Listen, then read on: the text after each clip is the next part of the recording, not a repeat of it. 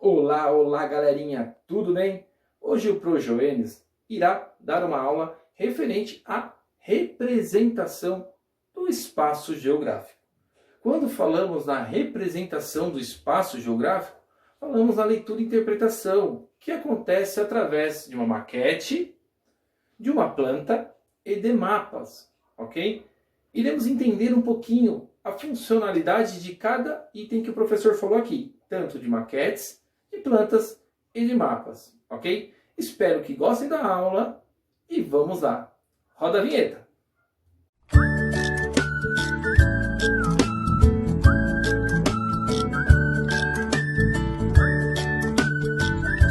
Olá, galerinha, dando continuidade à nossa aula Representação do Espaço Geográfico. Quando falamos na representação do espaço geográfico, falamos na representação do espaço habitado, transformado e utilizado pelo ser humano. É a porção da nossa superfície terrestre que abriga as sociedades, também envolvendo os pontos de utilização para exploração e extração dos recursos naturais.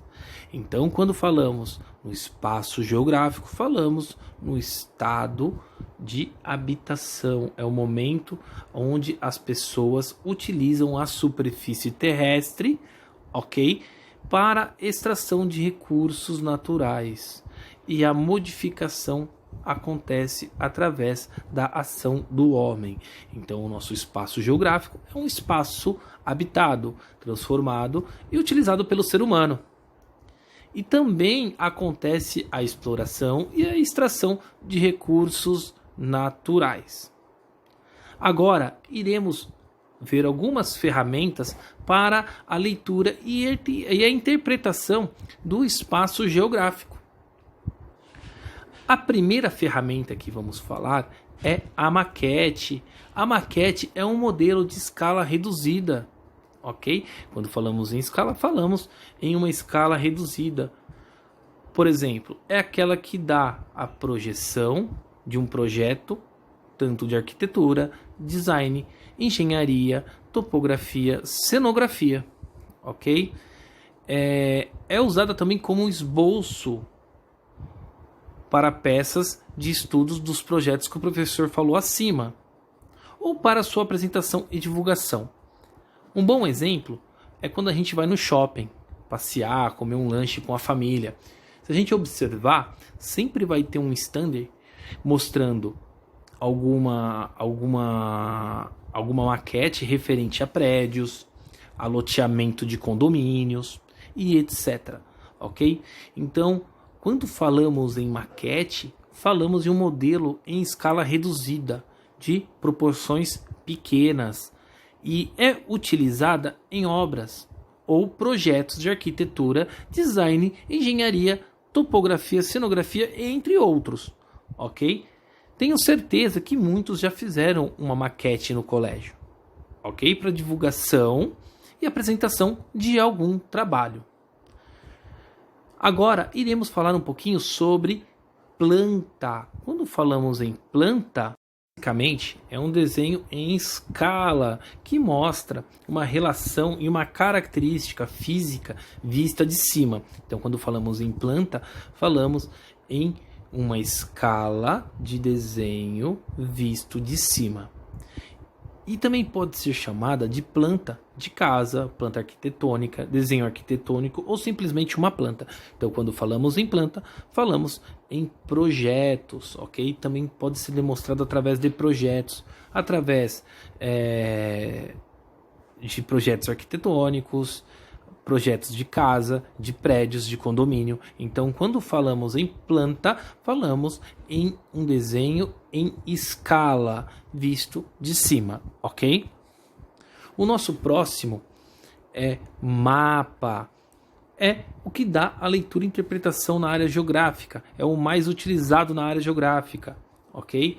Então, quando falamos em mapa, tem um conceito da palavra mapa. O conceito de mapa deriva do termo latim mapá. Trata-se de uma representação gráfica e métrica de uma porção do território sobre uma superfície bidimensional, geralmente plana, ok? Então, quando falamos em uma leitura através do mapa, sempre ela vai te dar uma leitura da superfície bidimensional, geralmente plana. Embora também possa ser esférica, circular, redonda, ok? Como o nosso planeta. Como é o caso do nosso globo terrestre. O nosso globo terrestre ele é redondo e a gente tem uma leitura do nosso mapa através da nossa esfera. Agora, iremos ver alguns tipos de mapa, os principais mapas utilizados no dia a dia, ok? Falamos em mapa, vem à nossa cabeça. Será que todos os mapas são iguais? Certo ou errado? Existem vários tipos diferentes de representação de uma determinada porção do espaço. Assim, temos os mapas temáticos, que costumam ser divididos em econômico, político, demográfico, histórico, físico, além daqueles utilizados.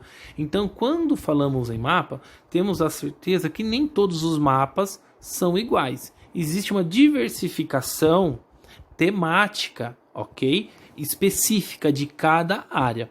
Então, existe um mapa econômico, existe um mapa político, o demográfico, o histórico e físico, e além de diversos tipos de mapa que dá uma diferenciação e uma localização e uma interpretação de um diverso tema, ok? O primeiro que iremos ver é o econômico. Ele é muito importante, porque são aqueles que representam as atividades produtivas e financeiras de uma determinada localidade. Aqui temos o mapa do Brasil, ok? Este é o mapa econômico do Brasil. Você pode ver que tem várias legendas. Legendas são esses pontinhos, esses desenhos, que dão uma identificação específica de cada região. Ok? Então, quando falamos em mapas econômicos, falamos na representação das atividades produtivas e financeiras de uma localidade, bem como trazem as informações e dados socioeconômicos também da sociedade e a economia daquele determinado local, como a pobreza, a fome, entre outros fatores. Assim temos um mapa das distribuições das indústrias, das localizações de matéria-prima, de determinados tipos de serviço, entre outros, ok? Então, quando falamos no mapa econômico, falamos na informação, falamos nas informações que este mapa traz para a gente. Este mapa, em específico, ele traz dados socioeconômicos, referente à pobreza e à fome, entre outros, ok? A distribuição, tá, das indústrias, a localidade da matéria-prima e determinados tipos de serviço, entre outros. Então, quando falamos em mapa econômico, falamos no mapa que dá a dimensão financeira e socioeconômica. Então, mapa econômico está ligado à sociedade econômica e a parte financeira e também a localização industriais. Então, tudo que estiver ligado à economia, ele é estudado, é localizado, é interpretado através do mapa econômico, ok? O próximo é o mapa físico. Quando falamos em mapa físico, falamos da utilização para a apresentação do espaço físico de determinado ambiente, apresentando informações como rio, relevos e vegetações, a altitude, entre outros elementos. Então, este mapinha aqui, ele está dando uma dimensão ambiental do relevo e também da vegetação de um determinado local. Então, quando falamos em mapa físico, é ele que dá toda a questão de leitura e interpretação de rios, relevos, vegetações, altitudes, entre outros elementos, ok?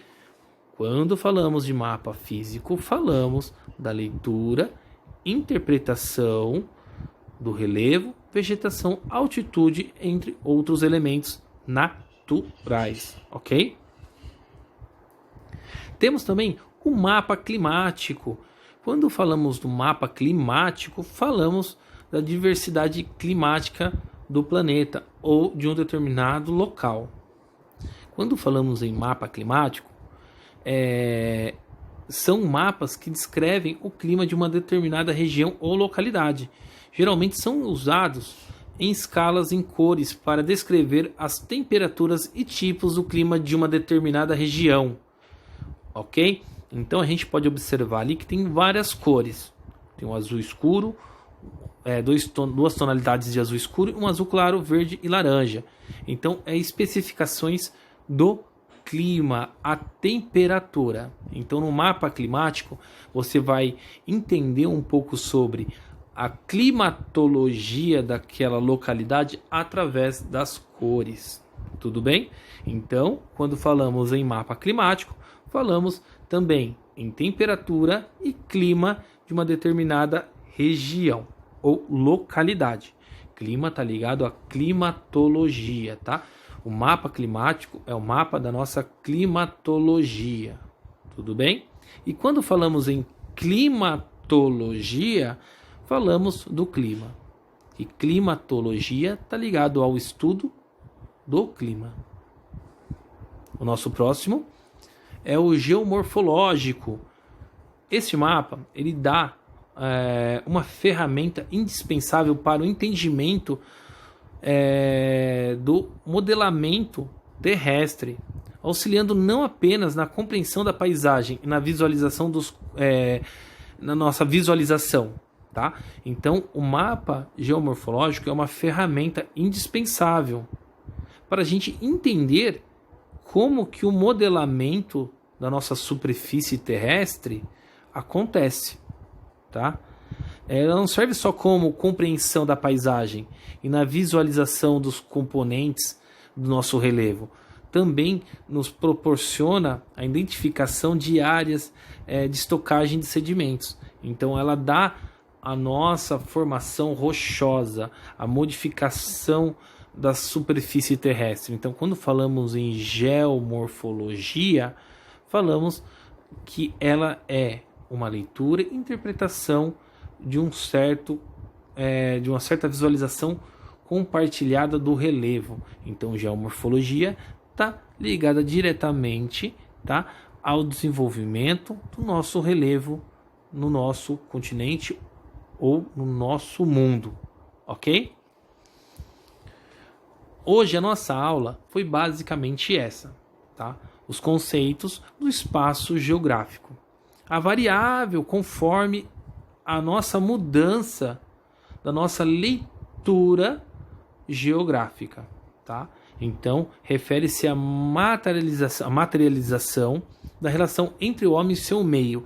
Quando falamos em geomorfologia, geoclima, quando falamos lá no comecinho da nossa aula em espaço geográfico, falamos da leitura do nosso espaço habitado, transformado e utilizado pelo ser humano.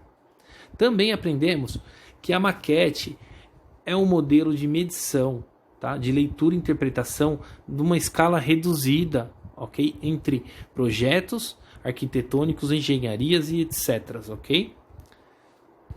Também analisamos o que é planta, que é um desenho em escala menor, vista de cima. Também aprendemos que o mapa ele é muito essencial na nossa leitura, ok? E quando falamos em mapa, falamos que nem todos os mapas são iguais, que existe o mapa político, demográfico, histórico, físico, entre outros. E os mais importantes é o econômico, que mede a economia, a produtividade socioeconômica. O físico, que é utilizado para medição e orientação e leitura do relevo e vegetação. Do climático, que dá a colocação de temperatura e clima. E o geomorfológico, que dá a leitura e interpretação do relevo do nosso país, continente ou planeta. Então, agradeço a presença de todos. Alguma dúvida, estarei à disposição. Espero vocês na próxima aula e fiquem com Deus.